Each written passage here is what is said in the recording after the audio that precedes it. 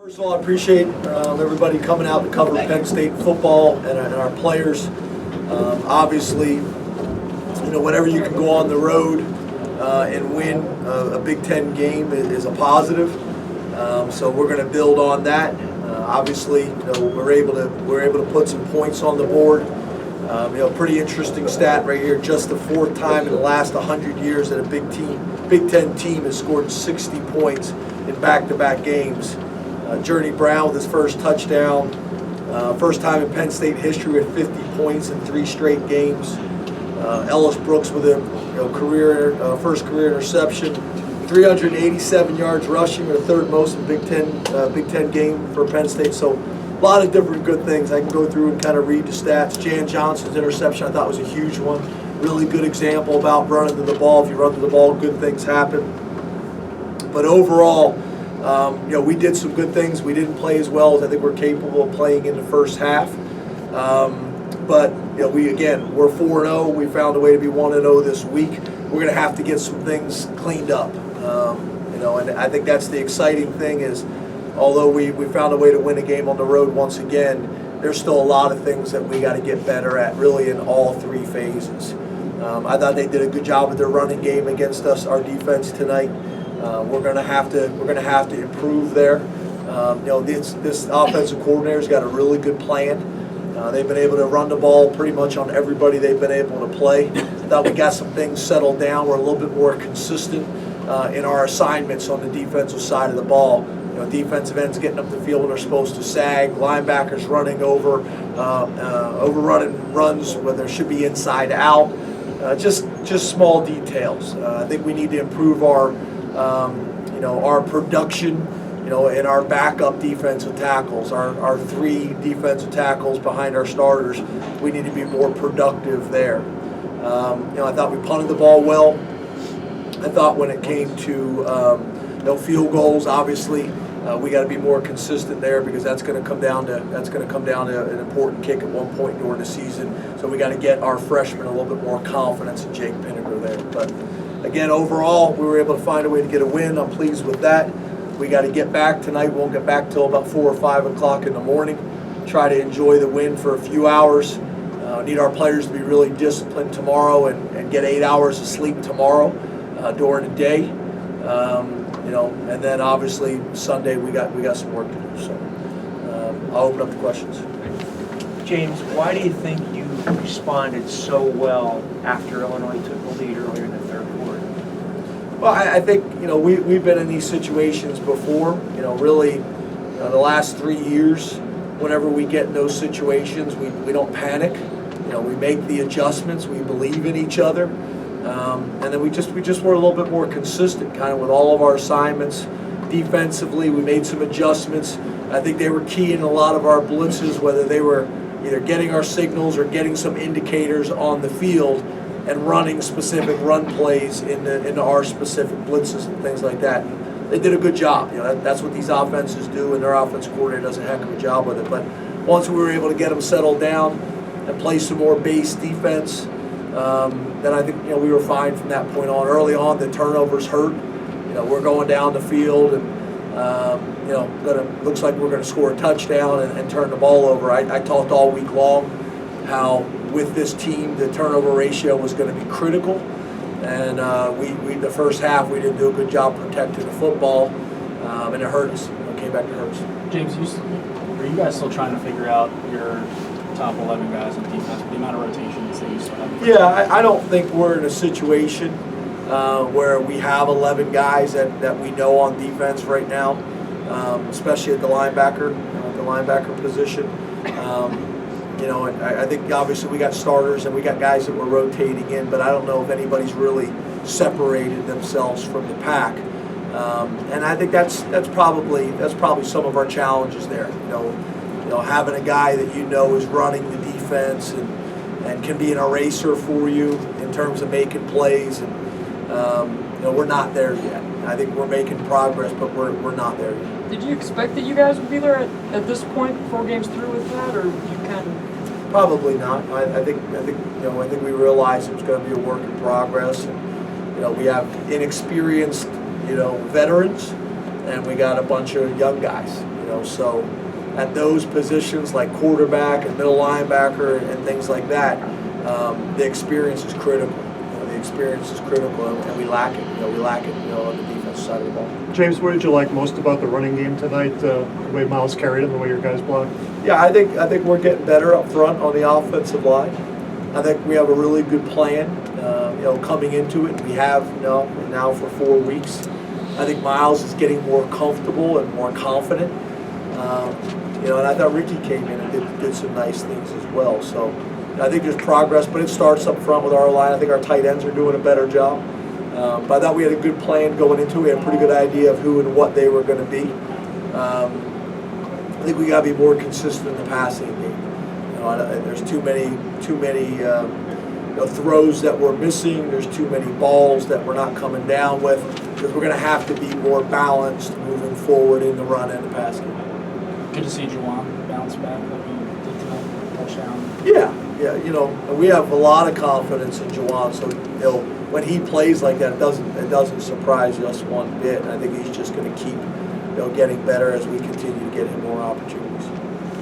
James, you've always said that Miles, it was good for him to play behind Saquon for the last couple of years. How is he now emerging out from underneath that? Well, he's very mature.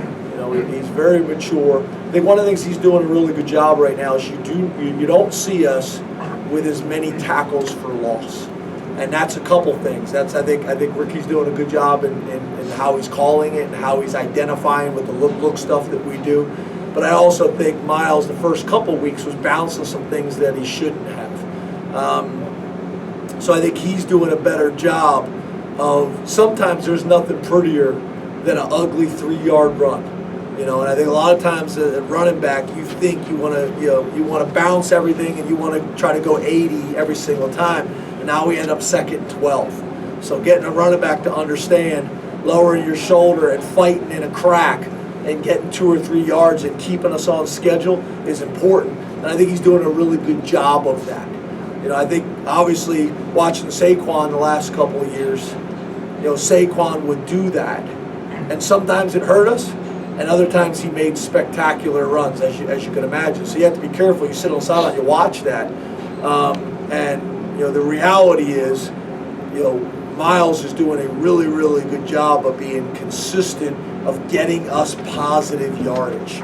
It's great for the offensive coordinator in terms of calling the game, because we're typically on schedule. And I think that's probably one of the biggest differences. We're more physical on the O-line and tight end, and we're more consistently getting positive yardage and staying out of long yardage situations. I think the other thing that's been helpful is a lot of the time we have been in plus territory on 3rd down, and we've been in that kind of area where, are you going to go for a long field goal, or are you going to punt the ball?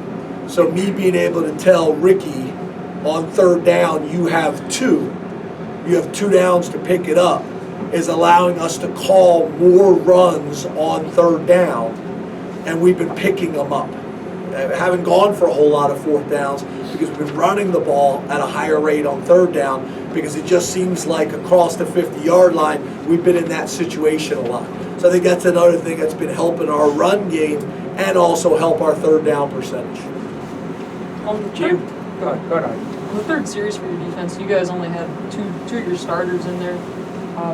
Why do you guys want to get those guys so many reps at this point? Why did you guys opt to do that when you did? Build depth. We've kind of always done that. We rotate the heck out of the defensive line. It probably seems like more to you guys than normal because of what we're doing at linebacker.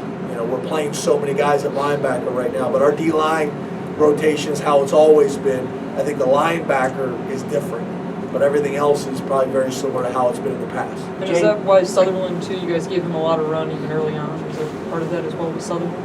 Yes. Do you feel like you've played a complete game? And if you don't, how close are you to doing that? And what does it say about your team that you're 4-0 and you haven't played a complete game? Yeah, I don't think we've played a complete game. I don't know if we've played many complete games since we've been here. I think we are getting better. There's certain plays, there's certain series, there's certain quarters that you're not happy with. But I watch a little bit of the NFL. It's the same way at that level. I don't know if we've played up to our level really since we've been here. But I do think we're getting better, and that's the thing that I focus on. Do we get better individually and collectively every week? And I think for the most part, you could say we have. Has there been quarters or drives or at times where we haven't played the way we're capable of playing? Yes. But overall, we're gaining a lot of experience for a lot of different players on a very young football team. I had sent something to Chris the other day. In our travel party, out of 74 people on our travel party, like 40% of our travel party is true freshmen or redshirt freshmen. Something crazy like that. We'll get the numbers for you. 30 of 74. 30 of the 74 players in the travel party are true freshmen or redshirt freshmen. So all those reps that we're getting is critical. It's going to help us, next week. It'll help us later on in the season. But I don't know any other way to get guys better than to get them on the field and play them. And we're talented, but we're young and inexperienced, and we're making mistakes that we got to get cleaned up. A lot of it's gap accountability, a lot of it's techniques and responsibilities, really in all three phases. So we just got to get better. Same thing on like kickoff. We knock it 9 yards deep one play, and then we kick it out of bounds the next. And that's our youth and inexperience showing up at times. So I talked to Cheka about that a little bit. I said, Cheka, you look like Adam Vinatieri, is that his name? Yeah. One play, and then the next play you look like the backup kicker at East Stroudsburg. And that's all of us. We're all looking for consistency in everything we do, and that's across the board, but it's magnified with young players. We have time for one more. John Reed back. How close is he to where he was a couple years ago before he went out? Yeah, I think it's hard because you got John coming back after not playing for a year, and then he plays a couple games, and then is out, for a game. So he's just got to get back in the routine of things. We feel great about John, but having that much time off, basically a year in a game, it adds up. So I think he's close because he's played so much football and the way he approaches it and studies it. But I think he can take another step, if not two. Thank you, Coach. Thanks, guys.